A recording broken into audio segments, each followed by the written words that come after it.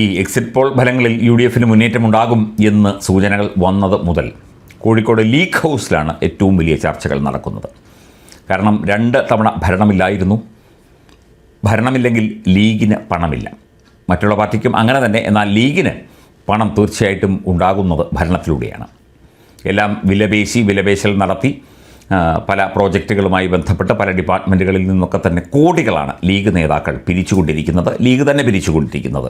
ലീഗിൻ്റെ ഒരു കറവ പശുവാണ് ഭരണം എന്ന് പറയുന്നത്. അത് 2 തവണ ഇല്ലായിരുന്നു. അപ്പോൾ 3-ാം തവണ ഭരണം കിട്ടും എന്നായപ്പോൾ അതിനെയൊക്കെ തന്നെ മറികടക്കുന്നതിനായിട്ട്, സാമ്പത്തികമായി മറികടക്കുന്നതിനായിട്ടുള്ള ചർച്ചകൾ നടക്കുന്നു. അതിനുവേണ്ട വിലപേശലുകൾ എങ്ങനെ നടത്തണം കോൺഗ്രസ് ഹൈക്കമാൻഡുമായിട്ടും കേരളത്തിലെ കോൺഗ്രസ് നേതൃത്വവുമായിട്ടും എന്നൊക്കെയാണ് ചർച്ചകൾ.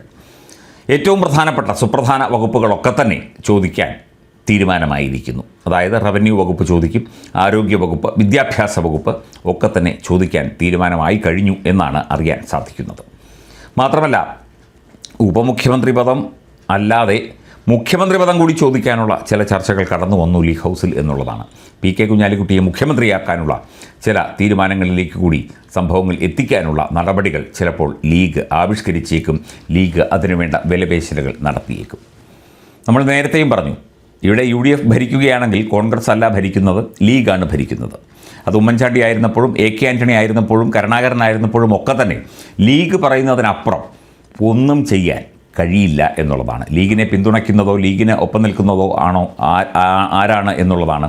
അത് SDPക്കാരും നിരോധിത PFI സംഘടനക്കാരും മറ്റ് തീവ്രവാദ ഏജൻസികളും ഒക്കെ തന്നെ ലീഗിന് ഒപ്പം തന്നെയാണ് എന്നും നേരത്തെ ചില സൂചനകൾ ഉണ്ടായിരുന്നു. അതായത് കേരളം ഒരു ഭരണ അരാജകത്വത്തിലേക്ക് വരും. ലീഗാണ് എല്ലാം തീരുമാനിക്കുന്നത്. ഇന്ത്യൻ യൂണിയൻ മുസ്ലിം ലീഗ് മതേതര പാർട്ടി എന്ന് പേര്, പക്ഷേ പാർട്ടിയുടെ പേരിൽ തന്നെ മതമുണ്ട് താനും. ഇവരാണ് ഇനി കാര്യങ്ങൾ തീരുമാനിക്കുന്നത്. PK കുഞ്ഞാലിക്കുട്ടി മുഖ്യമന്ത്രിയായാലും നമുക്ക് അത്ഭുതപ്പെടാനില്ല. അതിനുവേണ്ട ചരടുവലികളും അതുപോലെയുള്ള സംഭവ വികാസങ്ങളും നടന്നുകൊണ്ടിരിക്കുന്നു. കോൺഗ്രസ് ആണെങ്കിൽ 4-5 മുഖ്യമന്ത്രിമാരെ വെച്ച് കളിക്കാൻ, അതായത് 4-5 ആൾക്കാർ മുഖ്യമന്ത്രി കസേര മോഹിച്ച് നടപ്പുണ്ട്. അതിനിടയിലൂടെ ഇവരാരും വേണ്ട, ലീഗിൻ്റെ മുഖ്യമന്ത്രി മതി എന്ന് ഒരു തീരുമാനമെടുക്കാൻ ഉള്ള സാധ്യതയും തള്ളിക്കളയാനാവില്ല.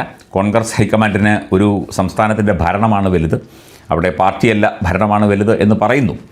അപ്പം ലീഗിൻ്റെ വിലപേശലുകളും ഭീഷണിയും ഒക്കെ തന്നെ അവിടെ ഉണ്ടാകും. ഇല്ലെങ്കിൽ ഞങ്ങളിപ്പോൾ LDFിലേക്ക് പോകും. കാരണം ഈ എക്സിറ്റ് പോളിലൊക്കെ തന്നെ ഒരു വലിയ വ്യക്തമായ ഒരു 70 മുതൽ 80 വരെയുള്ള സീറ്റുകളെ 4-5 എക്സിറ്റ് പോൾ ഫലങ്ങൾ പറയുന്നുള്ളൂ. ഒരു 100-നൊക്കെ മുകളിൽ പോവുകയാണെങ്കിൽ മാത്രമേ UDFന് സ്വന്തം കാലിൽ നിൽക്കാൻ പറ്റൂ, ലീഗിൻ്റെ ഭീഷണിക്ക് വഴങ്ങാത്ത നിൽക്കാൻ പറ്റൂ.